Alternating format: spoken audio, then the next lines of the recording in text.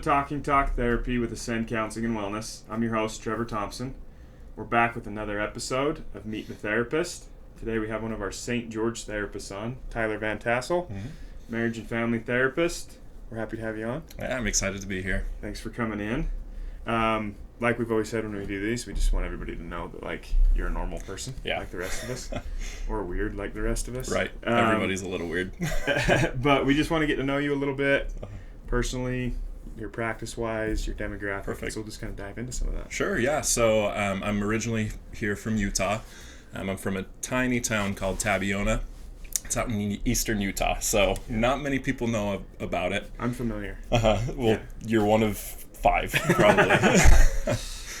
So I grew up on a farm, learned a lot of good lessons there, but I also learned early on that I didn't want to work on the farm. So I knew at a pretty young age that I wanted to work with people. Didn't know what that looked like until, honestly, probably about 5 years ago, when I started getting into school. So yeah, a little bit more about me.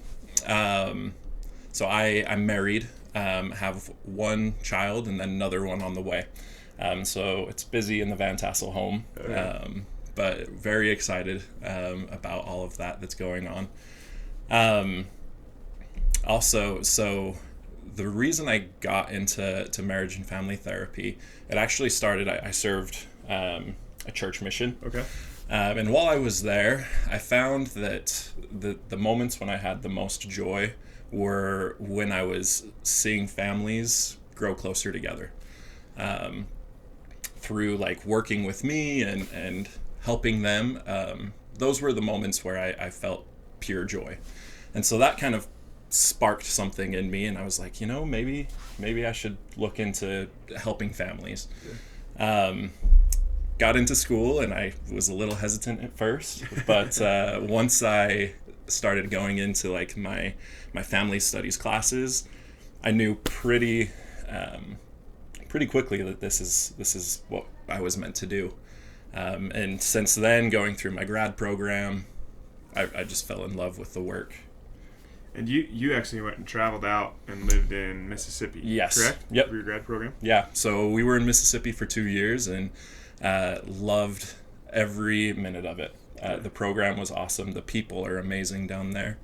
And I feel like that was a defining 2 years for me. I feel like I truly grew as a person. I learned how to love people that are so different from me. Because there is a big cultural difference between Utah and Mississippi.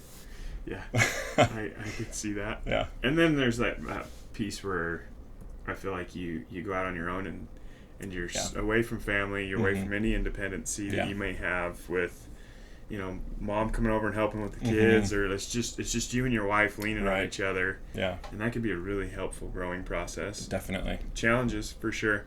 But I think I remember those phases where it was like, we don't have anybody to rely on. Like, it's just us. When we were away from family quite a ways. It was really good.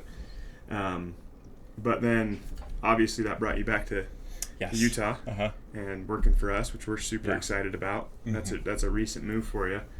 Now that you've kind of honed in on your skills and that you like doing this, what's your typical demographic you think you're gonna enjoy working with the most? Couples. I've found that I've really enjoyed working with couples in my internship out in Mississippi. I've enjoyed working with couples. Here, I see everything. There's not many demographics. I don't think I've run into a demographic that I've not enjoyed working with to some extent. But yeah, couples and families is what I hope to be able to work more with, because I feel like therapy works better when everybody is involved. When I see just individuals, they can change so much, but when they get thrown back into the family system, sometimes the change isn't sustained. Right. It's the same environment they've been living in. That was why, as you're familiar with, when I worked in a treatment therapeutic boarding school, we always told the parents they have to come back to a different environment, or else all those triggers are going to be there. That same behavior could reoccur.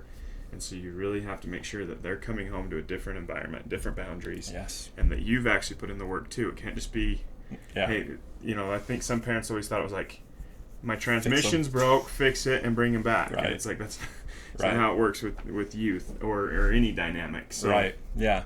I'm glad you hit on that. Yeah. So, working here up to this point, what is the common themes that you're seeing, whether that's couples or individuals?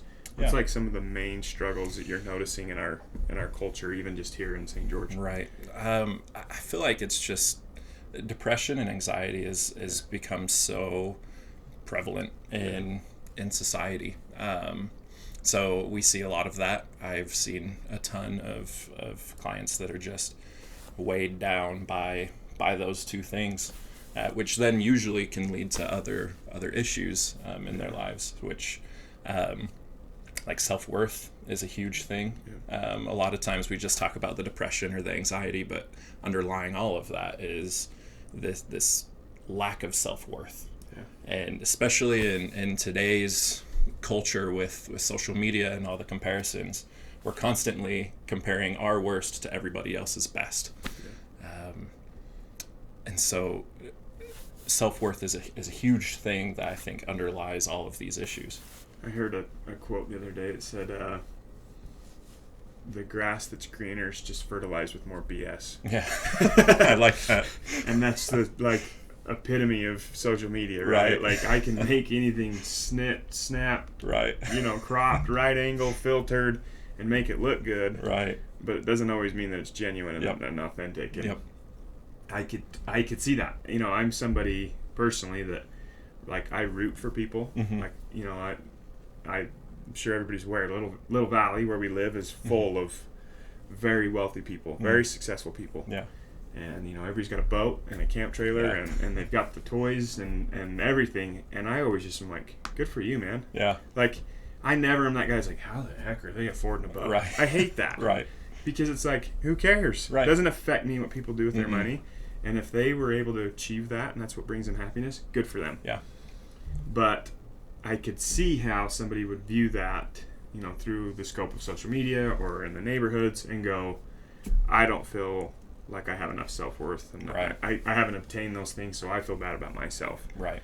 When in reality, everybody's struggling. Everybody has something that they are going day to day and needing some help with. Right. We're all on our own unique journey. Yeah, for sure. Whether you're rich, whether you're poor, everybody has something they're struggling with. Exactly. And your heart is your heart. That might not be hard. What I'm struggling with might not be something that would bother you at all. Right. But it's still my heart, and I still need help with it, and that's okay. It's big for you. Yeah, and that's okay. Right. Right. So I always ask this before we close. There's always a taboo, the stigma of like, I don't want to go see the shrink.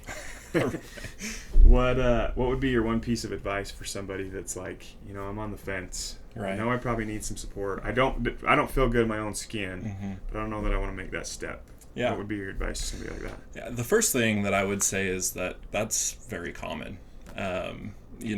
Myself included, I've been through therapy. Yeah. When I first started, I was hesitant as well. Like, I'm going to go talk to somebody I don't know about X, Y, and Z. Yeah. It's hard. Yeah. It's a challenge to do that, but it is courageous taking that step. Yeah. So first thing that I would say is, I expect that. I expect there to be a little bit of hesitancy. The second thing is that I would really hone in on that voice and what it is. Like, why are you considering going to therapy in the first place? There's probably a good reason why. Yeah. And so a lot of times, you may just need to talk to somebody. It may just take a session. It may take just that initial, do I need to work on this? Or even that one session, 3 sessions, whatever it may be enough for you. Yeah. And so I would encourage you to just come in, talk about it, and then it's a very collaborative approach. Yeah. We want to make sure that we're a good fit for you coming in, and want to make sure that you're getting the need that your needs met, whatever it may be. That is the one thing I love about our system is we offer free 15-minute consults. Right. So it's hard to tell if you're going to click with somebody in 15 minutes. Yeah. But I also think some people are like, okay, the environment, the way we're talking to each other, that does feel, comfortable and fitting for me. Right. Or it doesn't, and maybe I need to schedule somebody else. Right, exactly. But fit is huge. Yeah. It's very important. Matt's talked about this before, but it's like you can have whatever school background that you in the world. Right. You could go to Harvard, you go to Stanford, you can go to all these places. If you suck at building relationships with your client, right, it doesn't mean anything. Right. Like, they're not going to come back. You have to click. You have to have the ability to have a rapport type of setting to where everybody's connecting, or else it just doesn't work. Right. But I appreciate you coming on here, sharing a little bit about you and your personal life, and we're really excited to have you. Tyler has availability. Yeah. So if you're interested in booking with him, a 15-minute consult, or just jumping right into therapy with 2 feet. Let's do it. Come on in. There's nothing that scares you away, right? Right. Okay, guys, as always, please like, subscribe, share, help us out. We want to spread the word into our local communities, get people that need help the help that they need. Appreciate you tuning in. We'll talk to you next time.